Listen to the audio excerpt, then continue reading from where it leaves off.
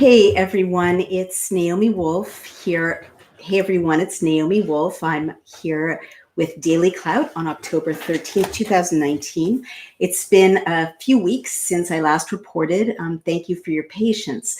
I've been working with Arc Interactive, our wonderful developers, to launch BillCam 3.0, and wonderful Nisha Jean has been reporting on our behalf. But I'm happy to be back, and it's a big week.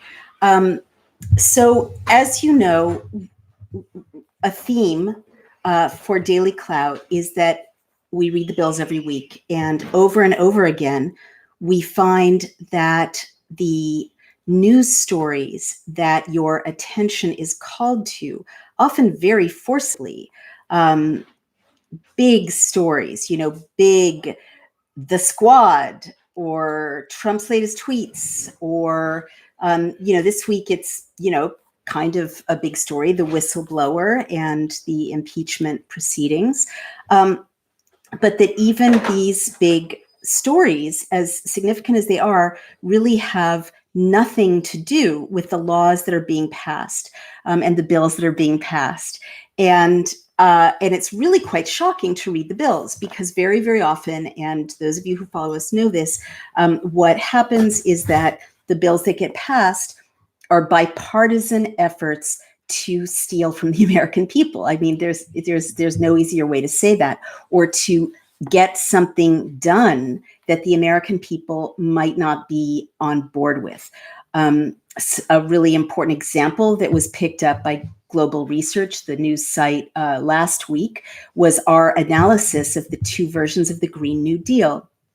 And kind of shockingly, the Green New Deal, as awesome as that concept is for many of us, both versions flowed vast sums of money into the hands of opaque private financial instruments. So we really believe it's important to read the bills, and that's what we're here for. And those of you who are supporting us, thank you. Those of you who aren't supporting us yet by becoming members or Patreon supporters, I ask you, if you think this is a useful thing to know what's actually being passed, please consider becoming a member. It's $3.99 a month. There are Patreon levels of $5, $10, $20. It all helps so much, because our fixed costs are $500 a month for hosting, $500 a month for data, and we're really scrambling to give you this fantastic reporting, the blogs that our team makes, the videos, and to keep BillCam running, where you can find any state or federal bill. So having said that, what's happening the week of October 7th to 14th? So for 2 weeks, there have really been very few meetings. But this past week, or the week that ends tomorrow, it's quite disturbing, because many bills were passed under something called under suspension of rules. What is under suspension of rules? Oh, we are getting donations. Thank you. Roscoe Joseph, thank you. Daisy 351, thank you. I am grateful. Hello to you. Under suspension of rules is a pretty shocking concept. Roscoe has said, hey, are we in fascism yet? And it's a good question. Under suspension of rules literally is fascism, or it's a form of oligarchy.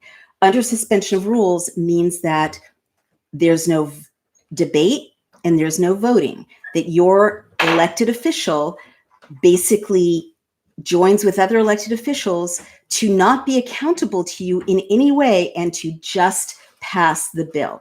And the biggest story, and I can't say this enough, when I get to this point, I feel like I'm kind of screaming in a void, but it's less and less of a void the more you join us. They've been using this loophole under suspension of rules over and over again since 2017, when I began to read the bills, when we began to read the bills every week.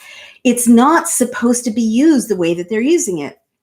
It's supposed to be used for like very trivial formalities, like some of the bills passing this week. There are a bunch of bills to rename post offices after, retired members of Congress. Fine, suspend the rules to rename the post office. It doesn't matter.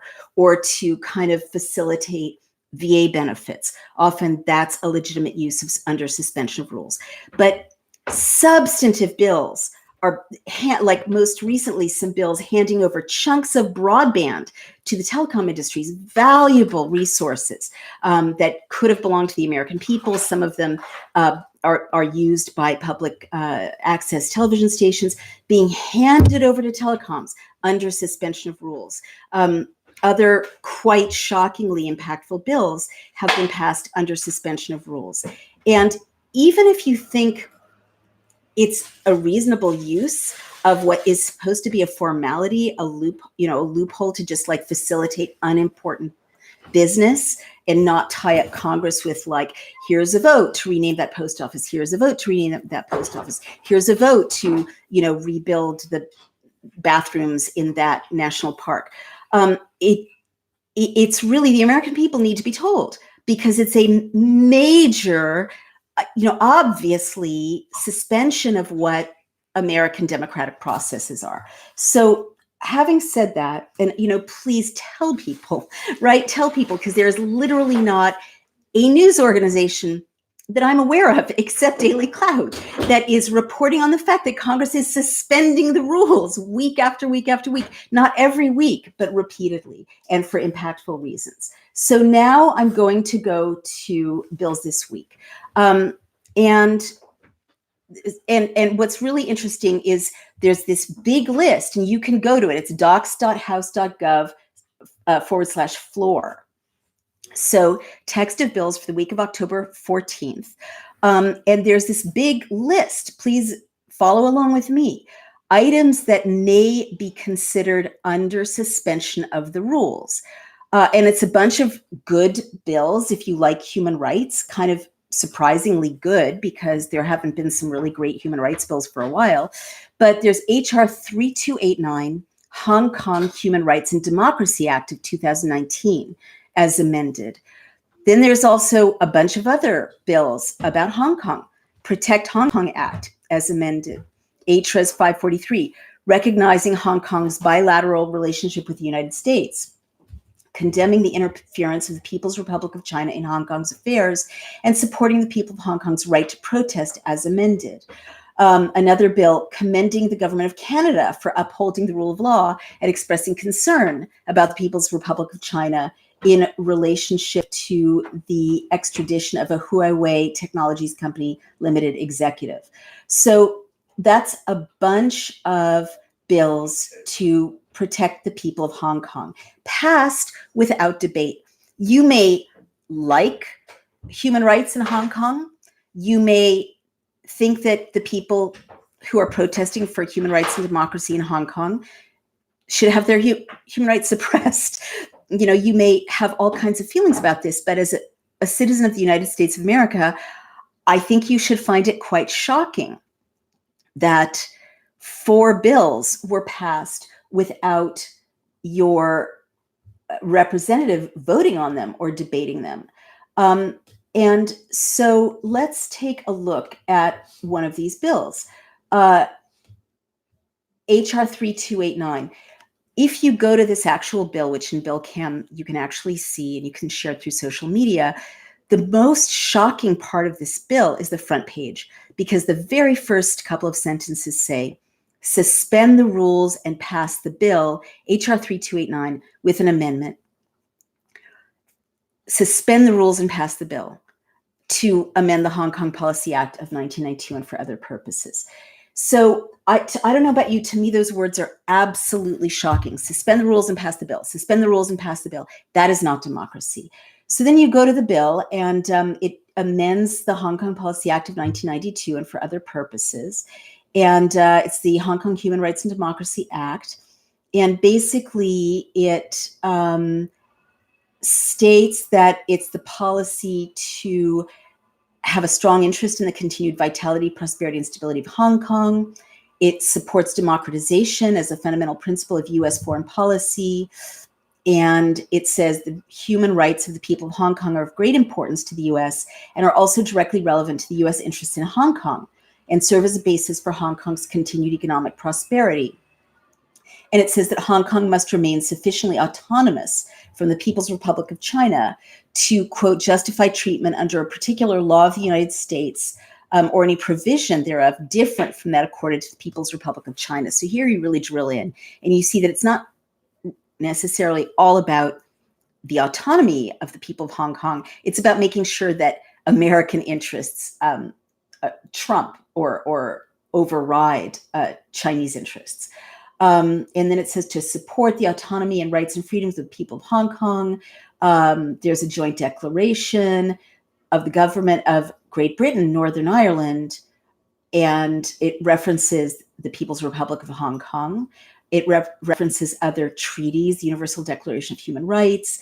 And then it goes on, and this is quite admirable on page 5, to support the democratic aspirations of the people of Hong Kong, to support their right to a legislature, to urge the government of the People's Republic of China to basically leave the people of Hong Kong alone, to support the robust exercise by residents of Hong Kong of the rights to free speech, the press, and other fundamental freedoms, freedom from arbitrary or unlawful arrest, detention, or imprisonment for all Hong Kong residents, to draw international attention to any violations by the government of People's Republic of China of the fundamental rights of the people of Hong Kong, any encroachment on their autonomy, to protect U.S. citizens living in Hong Kong, and to maintain the economic and cultural ties that provide significant benefits to both the U.S. and Hong Kong. So, that's the preamble, and it goes on. It's about upholding the rule of law, and it's laudable.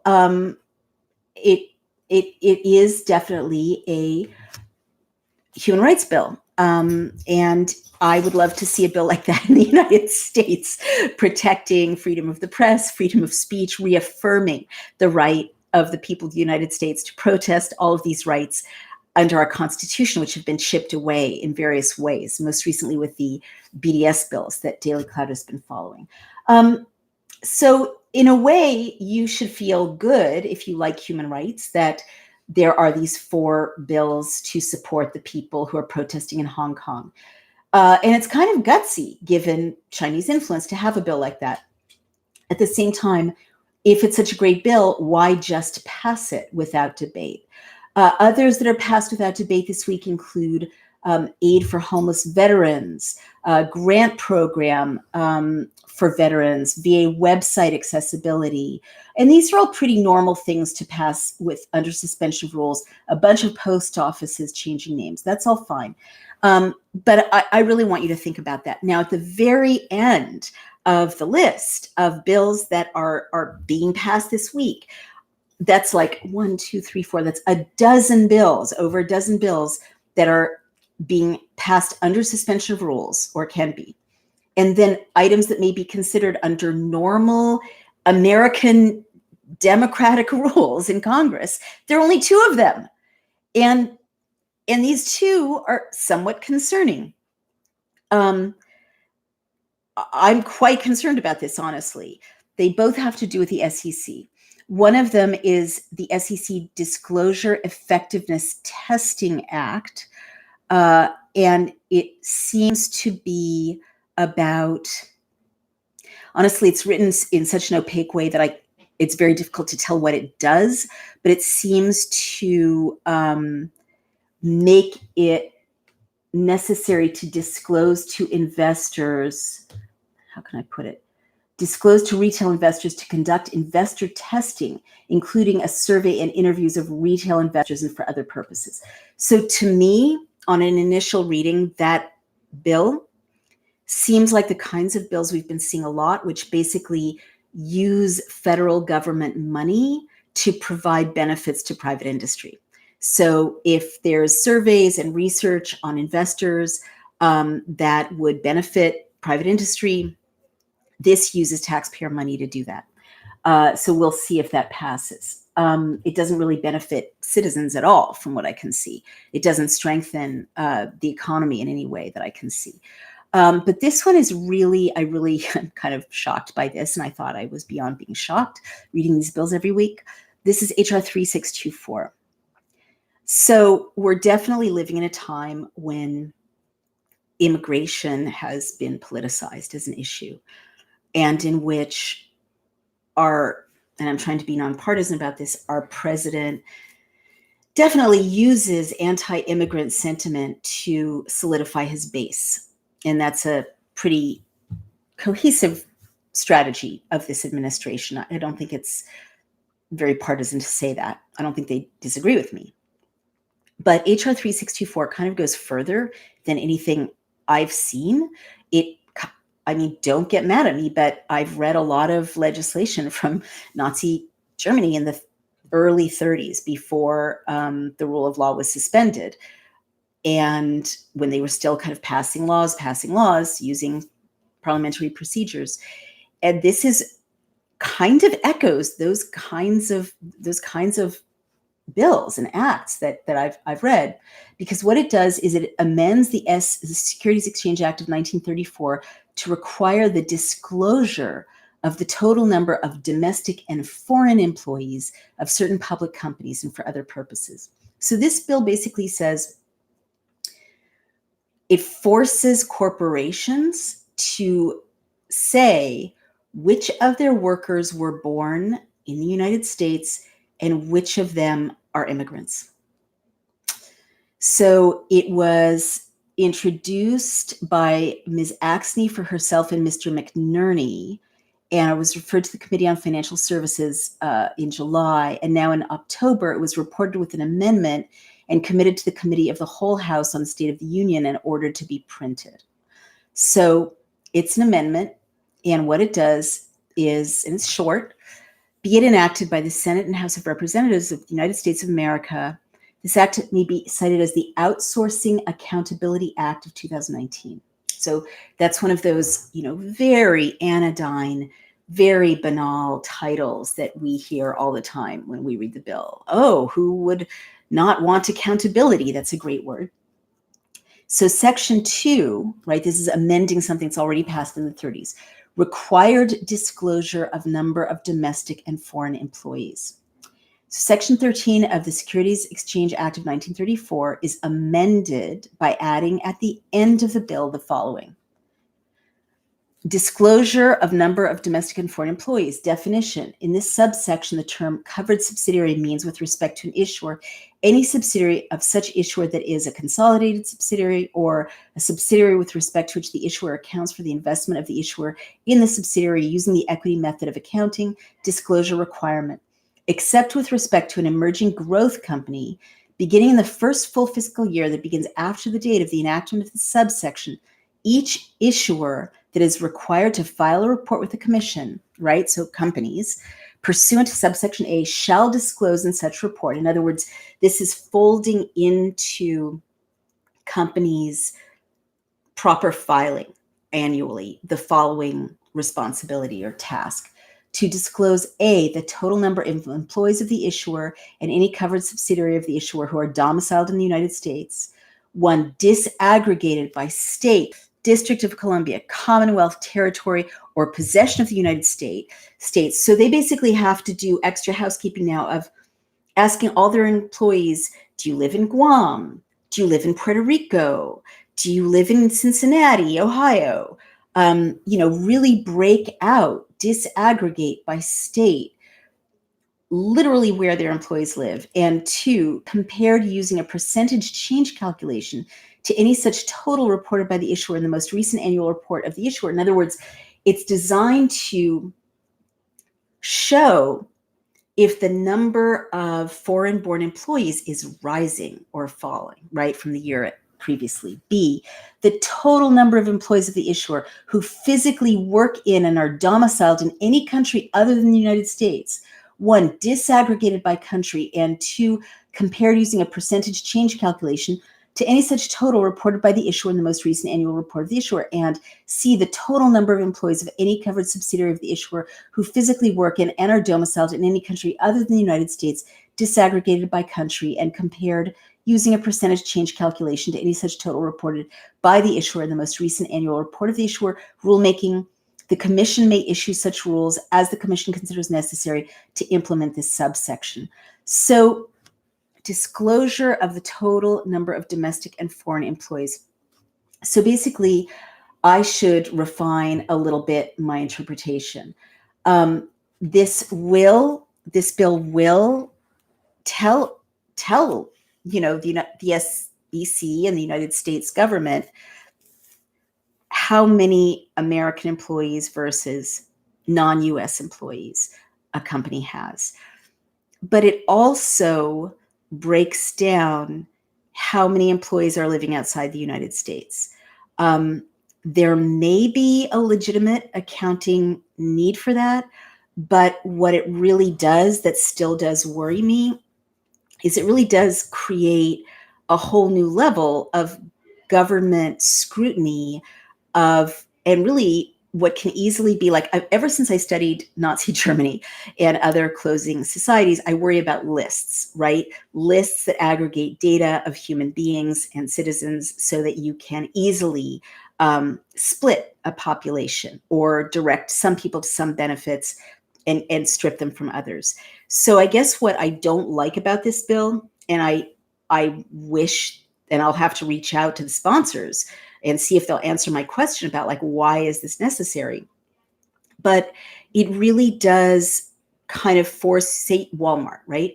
Walmart now has to tell the SEC by asking their employees, right, to fill out a bunch of probably very intrusive forms, who are you? Where do you live? Are you foreign born or a citizen, right? Like, what is foreign, right? Are you naturalized? What status of your naturalization are you at? Do you have a green card, right? And it really certainly is going to have an impact on agriculture, I imagine, because it definitely is another one of those bills that makes it harder for anyone to hire undocumented immigrants.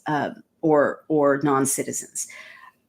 This bill reminds me of a methodology that we're seeing in a couple of other bills, and we've got a lot of comments. I'm so glad we've got so many comments. I'm so happy to see you. Roscoe Joseph says, "What is process of suspension?" Literally, that is a great question. From what I have seen and researched, that is the process of suspension. Everyone agrees that these bills can be considered under suspension rules, and then they literally just pass. And it does have to go through to the Senate, I believe, but I need to get back to you on that, Roscoe. And these are great questions because the answers are not obvious. And as we say over and over, in a democracy, answers should be obvious to questions like this. They should be readily available. This shouldn't be so complicated. That's what makes a working democracy. Daisy, my buddy, says that China is ready to jack up Hong Kong. That is correct. And the people of Hong Kong are very brave. They're very bravely resisting facial recognition. They're insisting on protest. And we should be supporting them. I mean, if we support democracies around the world, we should be saying these are people who don't want a totalitarian government. They want to, they want to be free. And America should be passing the kinds of bills we saw there. That's not partisan. Hong Kong needs protection. And China is getting ready to take over Vietnam as well. That's interesting, Daisy. I have not been following that. Keep me posted, please. And thank you. I'm looking forward to reading your letter. We solicit from DailyClout members updates and reports, and I'm excited to read Daisy's. But yeah, these are great questions. But I wanted to say, and then I'll wrap up, what we've seen this methodology a few times. And here's what I mean. Like when you hear these bills again and again, you start to notice certain tricks that people are up to. So there's definitely a trick of passing bills that are all about we're watching you, or we're making things really difficult or really scary. And here's what I mean. This brings to mind two other bills we've read in the last few months that passed. So one of them was the Alabama and similar Southeastern abortion bills. Remember those bills that were very radical redefinitions of what a woman could do in terms of an abortion. So those bills basically gave the Attorney General of the state the power to look at that woman's medical records. And that's a disincentive, right? That's like if you're in Alabama and you want an abortion and you're informed that the attorney general of the state is going to have your full medical records. And most of us have medical records that are kind of embarrassing, if they're disclosed. That's why there's HIPAA and other laws to protect us from disclosure. That's just one of those kind of, I'm breathing down your neck, the state is breathing down your neck, and it doesn't stop Roe v. Wade from being the law of the land, but it adds a layer of intimidation, really, and scrutiny. And I'm saying this as a citizen. It's not a partisan or pro-choice thing I'm saying. A lot of conservatives don't like government scrutiny either. That's why they're conservatives. I remember this also with the BDS bills, the structures of the state bills we read here at DailyClout, and there's been a federal bill that passed as well that criminalized support for the boycott, divest, and sanction movement that is critical of Israeli human rights abuses and supports Palestinians in resisting those human rights abuses. And these bills, too, were all very similar. And we have a First Amendment in the United States. So you can't just, do away with the First Amendment. That's not a thing. But that bill, too, used this layer of bureaucracy, this layer of red tape to say, if you've supported the BDS movement, that information is going to go to the state attorney general. And I believe in the federal bill, that information went to the United States Attorney General. So, and then the states had the right to not contract with people who had supported BDS. So to me, that these are like all three of these bills. This one now is the most recent. Use this methodology, right? This bill doesn't actually, people still have the right to hire immigrants or hire foreign nationals for their companies. It's a capitalist economy. We don't yet have a law that says you can't hire immigrants or you can't employ people in France or in Ireland, right? If you're an American company. But it definitely says we're watching. We're going to make you tell us if you're hiring more foreign nationals or immigrants this year than last year. And we're going to force you to count. And we're also going to, intimidate your workers because you have to ask them now. You have to, give them some sort of report to fill out or template to fill out, putting on paper who they are and where they come from. And of course, that's going to intimidate people who are not documented, but who have jobs. And it may even intimidate people who are foreign nationals who are thinking of coming to the United States, who are thinking of working for an American company. So it's something that, this administration can definitely use in the re-election campaign to say, well, we're putting America first. We're putting American workers first. We're putting citizens first. And you may love this, right? That's why we're nonpartisan. This may sound great to you. And here's this bill we passed, which, has the federal government asking Walmart and AT&T who was born in America, who lives in America, who wasn't born in America, who doesn't live in America of your employees. And there will be a chilling effect. One can predict, just like there's probably been a chilling effect from these other bills that I've described that we've read that ask similar kinds of intrusive questions. So that's the week starting Monday, and that's what's ahead. And I encourage you all not to take my word for it. I'll be writing this up in a blog with this video for DailyClout. We'll be sending it to DailyClout members. Again, if you haven't become a member, I am asking you, I've gotten over my shame and embarrassment about this. I am asking you to become a member. Join our wonderful community. We're up 34%, still a scrappy, community. It's not yet Facebook, but week by week we grow, little by little. Every bit counts, and every one of those $3.99 memberships makes such a difference in offsetting our fixed costs of $500 a month for hosting, $500 a month for data to bring you the bills so that you can lobby And it's really effective. I just want to say, like, you now know what's really happening in Congress. Roscoe, thank you. You're giving me money. I feel kind of like it's sort of wrong, but I mean, so right at the same time. I'm really grateful to you. I really am, and our all of the people we need to pay, our vendors, our graphic designers, our wonderful, commentators who I do struggle to pay because I believe in paying for hard work. But I appreciate it, Roscoe. And I'm really grateful.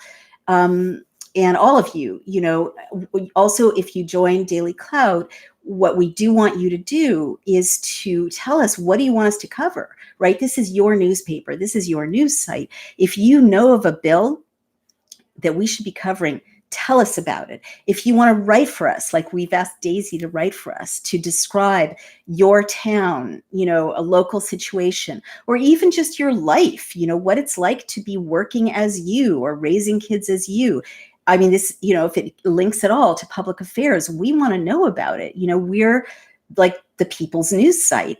And also, we've started a new section called Bulletin Board, again, nonpartisan. If there's a march in your town, if there's a town hall meeting, if there's a push you want to inform your neighbors about, send it to us. We'll post it on Bulletin Board.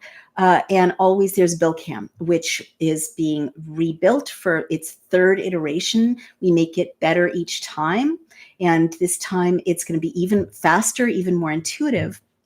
And people are using it because the other databases are so clunky and cumbersome. No disrespect to our, to the other databases, but we lightning fast give you the power to look up any bill and share it through social media, like this one. If you're a Hong Kong rights activist, and there's been a lot of conversation about Hong Kong on Twitter and on Facebook, embed the bill. Go to BillCam, look it up by name, HR 3289. And embed that widget in Twitter. You can click right into Twitter and share the bill, and you can tell people what it does. I mean, it's going to pass anyway because it's been introduced under suspension of rules. But if there's a bill that you don't like, if you like HR 3624 and you think the government needs more information about who's foreign born and who's native born in America, share that bill. Through your networks. If you think it's a bad idea for the government to be asking corporations to disclose and count who's native born, who's foreign born, share that bill and tell your networks to tweet the bill to the bill sponsors right there in the BillCam. And that's us. So that's a little over half an hour. This is Naomi Wolf. Is there any question, comment, subject you all want to raise for next week? Roscoe is saying, you aren't in my feed, even though I've been subscribed since 2017. That's very serious, Roscoe. Gotta love corporate platforms. Let me consult with my, oh no, Jordan Allen says that. Jordan, I'm really concerned and sorry about that. We do hear that from time to time, that people are subscribed to DailyClout and not getting the information in their feed. Add me, Roscoe, Naomi Wolf, because that may be a way to go around it, because I post DailyClout content on Naomi Wolf as well. And I will talk to our wonderful webmaster, Erica Goldman, and see if there's a way to make sure that you do get us in your feed. Trump, now this is an interesting point from Roscoe Joseph. He says, Trump is doing this law because he didn't build the wall. It's red meat. That's an interesting observation, Roscoe, I have to say. I try to be nonpartisan, but it is kind of building a wall using red tape and bureaucracy. And it does speak to and satisfy the same supporters who want the wall to be built, and to whom he promised that he would build a wall. So I would have to agree with you there. I mean, this does give Trump the power, the right to say, look, you wanted us to build a wall. I wasn't able to do it because of, the other side. But I got around that by basically creating a wall with legislation and with red tape and bureaucracy. Really interesting observation. Daisy, Roscoe, Jordan, all of you out there in internet land and democracy land, thank you so much for being patient with us and with me. Thank you for tuning in again to Daily Clout. Thank you for communicating. Oh, it's really sweet of you. Thanks for the hearts and flowers. Thanks for the money. I mean, I have to just say it, like, thank you for the support. And if you believe in what we're doing here as a community, it's not just me, it's not just Nisha, it's not just Erica, it's all of us as a community. We're reading the bills and we're telling America what's really in the bills. That is what our founders asked us to do. If you believe in that, please tune in every week and please become a member. You'll get the Prime video straight into your inbox and other Prime content. Like, I just want to tell you all that we did this incredible compare the candidates platforms document, which is on the website for free, but it's the membership fees that let us create such incredible Prime content, and people who are members, get this right in their inbox, and other things that I think you guys will really, really like. So thank you, and I'm excited to see you all, and I'll see you next week. And thank you so much for being part of this conversation. Naomi Wolf, Daily Clout, and the week starting October 14th, 2019. Take care.